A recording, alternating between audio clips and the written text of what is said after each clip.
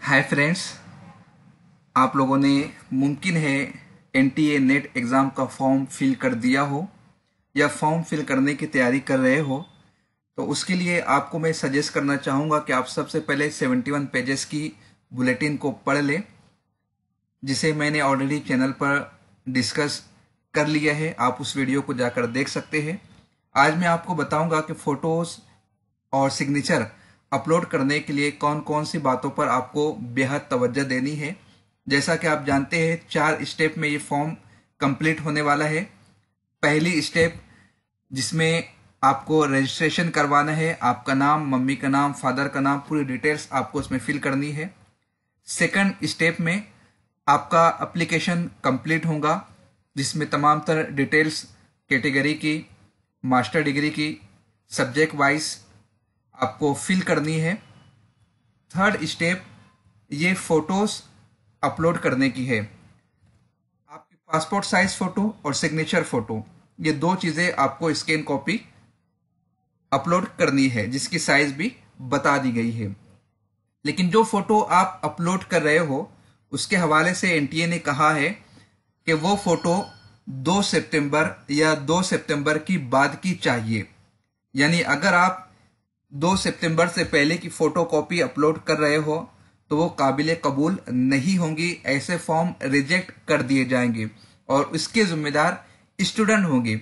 इसलिए कि एनटीए ने अपनी ऑफिशियल वेबसाइट पर प्रोस्पेक्टस के जरिए तमाम तरह इंस्ट्रक्शन दे दिए हैं। आप देख सकते हैं कि 2 सितंबर या 2 सितंबर के बाद की फोटो चाहिए, जिस पर कैंडिडेट का नाम होना चाहिए और डेट होनी चाहिए। और उस फोटो में आपको कैप नहीं पहनना है, टोपी नहीं पहनना है, गॉगल नहीं पहनना है। आपको मैं एक फॉर्मेट बता देता हूं किस तरह की फोटो चाहिए।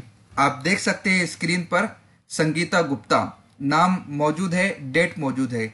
यहां पर डेट पुरानी है, लेकिन सिर्फ समझाने के लिए कि फोटो किस तरह का चाहिए वो आपको बताना मैं चाह रहा हूं।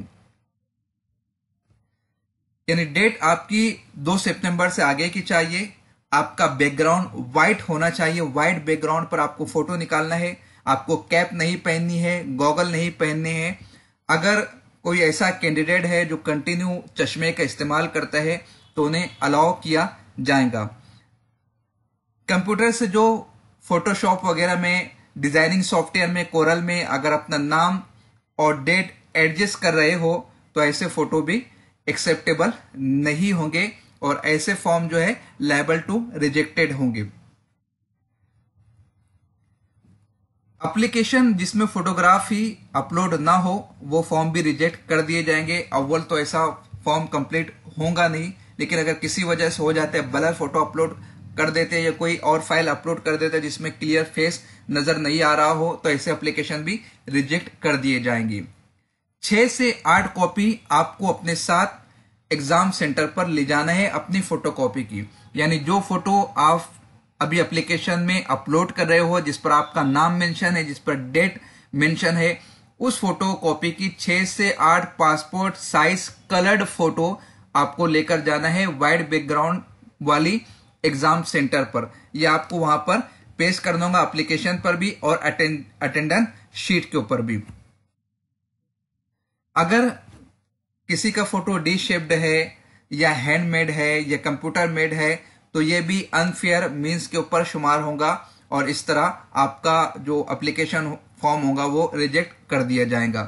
इसलिए आप इस पर मुकम्मल तवज्जो देने की कोशिश करें। फोटो की जो साइज होगी वो 10 KB टू 200 KB के बीच में होना चाहिए। सिग्नेचर के लिए बोल दिया गया है व्हाइट पेपर पर ब्लैक इंक पेन से आपको सिग्नेचर करनी है और उसकी स्कैन कॉपी की जो साइज है वो 4 KB टू 30 KB के बीच में होनी चाहिए।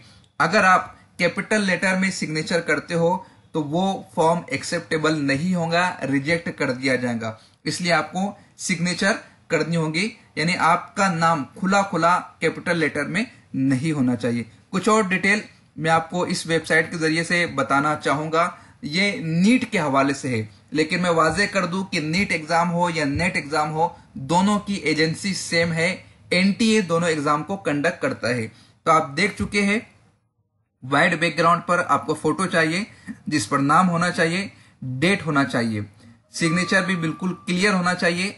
व्हाइट पेपर पर ब्लैक इंक पेन से आपकी सिग्नेचर होनी चाहिए जेपीईजी फॉर्मेट में। कुछ लोग मोबाइल से फोटोकॉपी क्लिक कर लेते हैं, तो देखिए ऐसे फॉर्म भी रिजेक्ट कर दिए जाएंगे। आप देख सकते हैं ये जो क्रॉस एरिया बनाया है, ये मोबाइल से सेल्फी लेने की कोशिश की गई है, तो इसमें मुकम्मल तरीके से फोटो नहीं आता है, तो ऐसे फॉर्म नहीं चलेंगे। सेकंड फोटो आप देख सकते हो यहाँ पर जो फेस का एरिया है वो लेस देन 50% है, तो ऐसे फॉर्म भी रिजेक्ट कर दिए जाएंगे। इसलिए आपको इस टाइप में यानी आपका मुकम्मल फेस फोटो में आना चाहिए। आपको रेजोल्यूशन पर भी ध्यान देना होगा।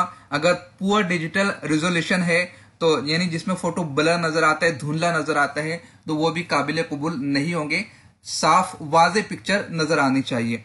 अगर आप गॉगल कंटिन्यू यूज करते हो, रेगुलर यूज करते हो, तो वो ज्यादा शाइनिंग में नहीं होना चाहिए फोटोकॉपी में, यानी आपका चेहरा साफ पहचान में आना चाहिए। ये कुछ बातें हैं जो फोटो अपलोड करते समय आपको ध्यान में रखनी है। सबसे बेहतर उपाय यह है कि आप नया फोटो स्टूडियो से जाकर खिंचवा लें। मोबाइल के जरिए से अपने हाथों से लेने की कोशिश ना कीजिएगा, इसलिए कि वहां पर जाने के बाद आपको 8, 10, 15 कॉपी हार्ड कॉपी मिल जाएंगी।